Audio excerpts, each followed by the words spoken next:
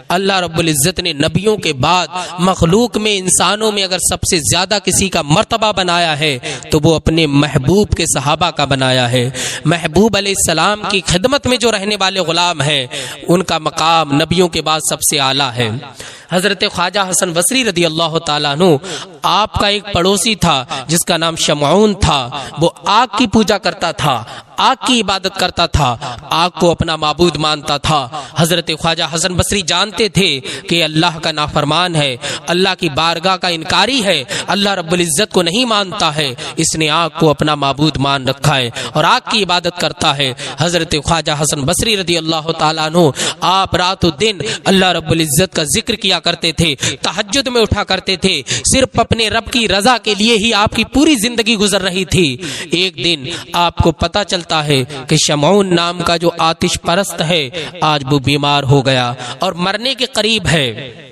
حضرت خواجہ حسن بصری رضی اللہ تعالیٰ عنہ اس کی بیمار پرسی کے لیے جاتے ہیں، آپ اس کے گھر تشریف لے جاتے ہیں۔ یہ اللہ والوں کی شان ہے، اللہ والے جہاں قدم رکھ دیتے ہیں وہاں روشنی آ جاتی ہے۔ اللہ رب العزت کے محبوب بندے جسے اپنا لیتے ہیں تو اللہ پاک بھی اس بندے کو اپنا لیتا ہے۔ حضرت خواجہ حسن بصری اس کے گھر میں گئے، آپ نے ارشاد فرمایا تو نے پوری زندگی آگ کی عبادت کی ہے، اس آگ نے تجھے کیا فائدہ دیا ہے؟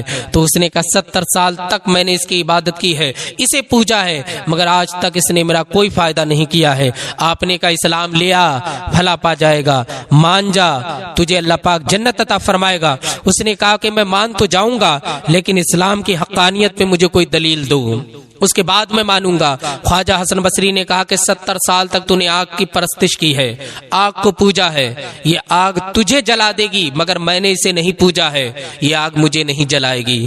اس نے کہا اگر یہ ہو گیا تو میں ایمان لے آؤں گا اور تمہارے نبی کا کلمہ پڑھ لوں گا اور داخل اسلام ہو جاؤں گا۔ حضرت خواجہ حسن بصری نے آگ کے اندر اپنا ہاتھ ڈالا اور کافی دیر تک آپ آگ میں ہاتھ ڈالے رہے۔ جب باہر نکالا تو صحیح و سلامتی کے ساتھ آپ کا ہاتھ ہے، آپ کے ہاتھ پر آگ نے ذرہ برابر بھی اثر نہیں کیا۔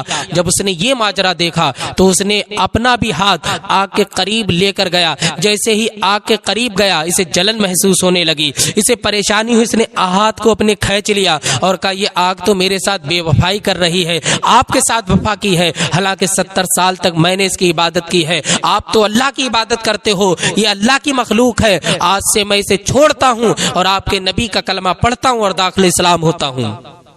حضرت خواجہ حسن بصری نے اسے کلمہ پڑھایا اور اسلام میں داخل فرما لیا۔ پھر تھوڑی دیر ہی کے بعد چونکہ وہ مرنے کے قریب تھا اس کا انتقال ہو جاتا ہے۔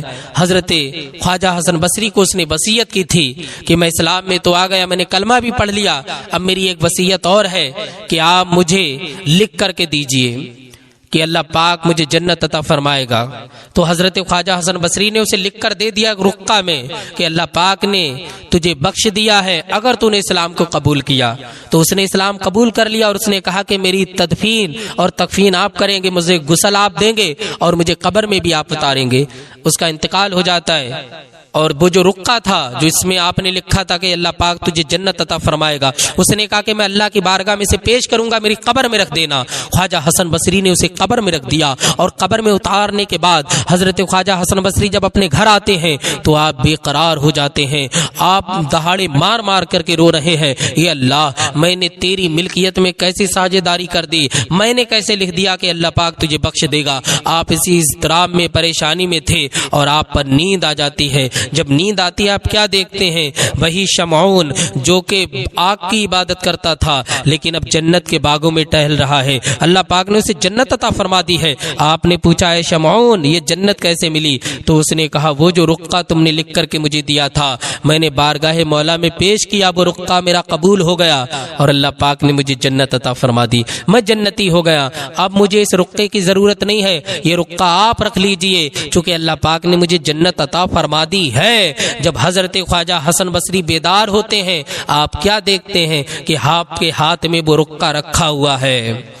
آپ بہت خوش ہوتے ہیں اور اللہ کا شکر ادا کرتے ہیں کہ اللہ رب العزت تو نے اس بات کو قبول فرمایا اور تو نے اسے جنت عطا فرمائی ہے۔ تو آپ دیکھیں جو اللہ والے ہوتے ہیں اللہ والوں کی شان یہ ہوتی ہے کہ ان کی